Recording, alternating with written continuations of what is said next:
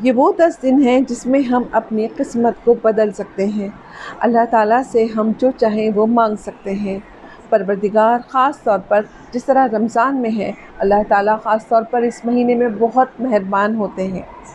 تو آئیے دیکھتے ہیں کہ اس مہینے میں ہم کیا کیا کر سکتے ہیں۔ نحمدہ و نصلی علی رسولہ الکریم واما بعد، اعوذ باللہ من الشیطان الرجیم، بسم اللہ الرحمن الرحیم۔ رب اشرح لی صدری ویسر لی امری واحلل عقدۃ من لسانی یفقہوا قولی۔ السلام علیکم ورحمۃ اللہ وبرکاتہ۔ سب سے پہلے درود پاک پڑھتے ہیں۔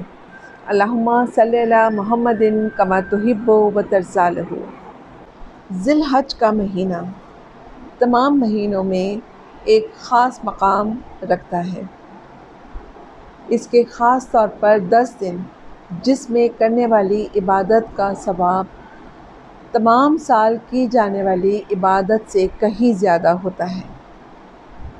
آج میں آپ کے لیے بہت چھوٹی چھوٹی سی کچھ عبادات ہیں، وہ میں لے کر آئی ہوں۔ تو میں آپ کو بتاتی ہوں۔ سب سے پہلے جو ہے وہ 2 رکعت نماز ہم ان 10 دنوں میں پڑھ سکتے ہیں۔ 2 رکعت نفل نماز برائے توبہ ان 10 دنوں میں تو ہم یہ پڑھ سکتے ہیں۔ اب یہ ضروری نہیں کہ ہم 2 ہی رکعت پڑھیں، لیکن کم از کم 2 رکعت نفل نماز تو ہم پڑھ سکتے ہیں، اور پروردگار سے گڑ گڑا کر اپنے گناہوں کی بخشش مانگتے ہیں، اور گڑ گڑا کر اپنے پریشانیوں کا سوال کرتے ہیں۔ اور چونکہ ان 10 دنوں میں تمام عبادات اور تمام اعمال کا بہت زیادہ ثواب دیا جاتا ہے، تو ہمیں پروردگار سے یہ امید ہے کہ پروردگار ہماری بخشش فرمائیں گے اور ہمیں دنیا اور آخرت میں سرخرو کریں گے۔ دوسری ایک چیز ہے کہ اس میں ہم 3 تسبیحات پڑھ سکتے ہیں۔ وہ 3 تسبیحات ہیں۔ اس کے علاوہ ہم درود پاک کثرت سے پڑھ سکتے ہیں اور استغفار پڑھ سکتے ہیں۔ اچھا، اب 3 تسبیحات میں آپ کو بتاتی ہوں کہ ویسے تو ہم پورے مہینے پڑھ سکتے ہیں، لیکن ان 10 دنوں کے اندر خاص طور پر ہم یہ 3 تسبیحات پڑھ سکتے ہیں۔ وہ ہیں بسم اللہ الرحمن الرحیم، لا الہ الا اللہ، الحمدللہ اور اللہ اکبر۔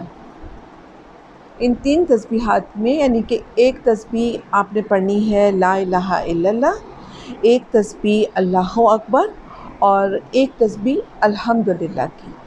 ہم کسی بھی نماز کے بعد یہ 3 تسبیحات پڑھ سکتے ہیں۔ یہ بہت ہی تھوڑا سا ہمیں ٹائم لگے گا، اور یہ ہم اس کو کر سکتے ہیں، اس کا بہت زیادہ ثواب ہے۔ تیسری چیز آ جاتی ہے 9 اور 10 تاریخ کا روزہ۔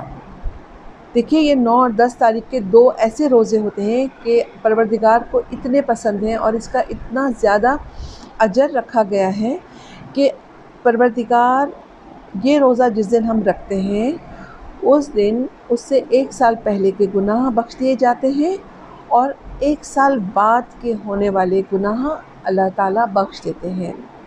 سبحان اللہ۔ ان 10 دنوں کا ثواب چونکہ بہت زیادہ ہے، اور اس کی عبادات بھی ویسے تو بہت ساری ہیں، اور آپ کو معلوم بھی ہوں گی، کچھ آپ نے سنی ہوں گی، آپ کے بزرگوں نے آپ کو بتائی ہوں گی، سوشل میڈیا سے بھی آپ کو کافی ساری ملی ہوں گی، لیکن میرا مقصد تھا کہ میں کوئی بہت چھوٹی چھوٹی سی ایسی عبادت آپ کو دوں جو کہ ہم بآسانی کر سکیں اور جن کا اجر بھی بہت زیادہ ہو۔ پھر آ جاتی ہے ان 10 دنوں میں کرنے والی تکبیر۔ اچھا، اب وہ تکبیر کیا ہے؟ وہ تکبیر ہے اللہ اکبر، اللہ اکبر، لا الہ الا اللہ واللہ اکبر، اللہ اکبر وللہ الحمد۔ یہ آپ کو اسکرین پہ بھی نظر آ رہی ہے، اس کو آپ پڑھ سکتے ہیں۔ تکبیر پڑھنے میں جو ثواب ہے، اس کا یہ ثواب ہے کہ تکبیر پڑھتے ہوئے آواز کو ہلکا سا بلند رکھا جائے۔ حضرت ابو ہریرہ، حضرت عمر جب تکبیر پڑھا کرتے تھے تو جب بازار سے گزرا کرتے تھے تو تھوڑی تیز آواز میں تکبیر پڑھا کرتی تھی، تاکہ دوسرے لوگ بھی انہیں سنیں اور اس چیز کی یاد دہانی ہو، اور دوسرے لوگ بھی اس کو پڑھنا شروع کر دیں۔ تکبیر پڑھنے کا بہت ثواب ہے، بہت اجر ہے۔ آپ اس کو پڑھیں تو ہمارے بچے بھی پھر اس کو سنتے ہیں، ہمارے گھر والے سنتے ہیں، بہن بھائی سنتے ہیں، جس کو یاد نہیں ہے اس کو یاد بھی ہو جائے گی، اور اس کا اجر و ثواب بھی بہت زیادہ ہے۔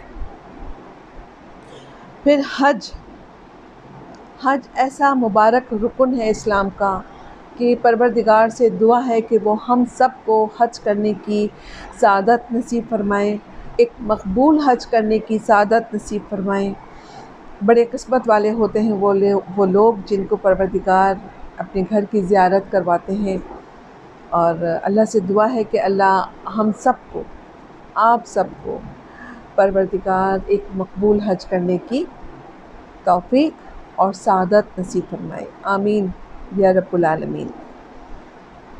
پھر ایک بہت بڑی عبادت ہے، اور وہ کیا ہے؟ قربانی۔ دیکھیں قربانی میں یہ دیکھا جاتا ہے کہ لوگ یہ سمجھ کے قربانی کرتے ہیں کہ ہم نے جو ہے تو وہ کتنا بڑا جانور لیا ہے، کتنا مہنگا جانور لیا ہے، پھر رشتہ داروں کو بتانا اور پڑوسیوں کو بتانا، یہ کوئی اچھی بات تو نہیں ہے۔ اس عبادت کو ہمیں عبادت سمجھ کے کرنا ہے، اس عبادت کو ہمیں کوئی کمپٹیشن سمجھ کر نہیں کرنا ہے۔ ہم نے اپنے بچوں کو، اپنے گھر والوں کو سمجھانی ہے یہ بات کہ یہ کتنی بڑی عبادت ہے، ہم یہ کون سی عبادت کر رہے ہیں۔ ہم یہ حضرت ابراہیم علیہ السلام نے جو قربانی دی تھی، جو اپنے بیٹے کو انہوں نے اللہ کی راہ میں قربان کیا تھا، اور پروردگار نے جو اس عبادت کو قبول فرمایا تھا، ہم پروردگار سے دعا کرتے ہیں۔ دیکھیں اسی لیے یہ کہا گیا ہے کہ قربانی کا جو جانور ہے وہ کچھ دن پہلے لے کر آئیں، اس کی خدمت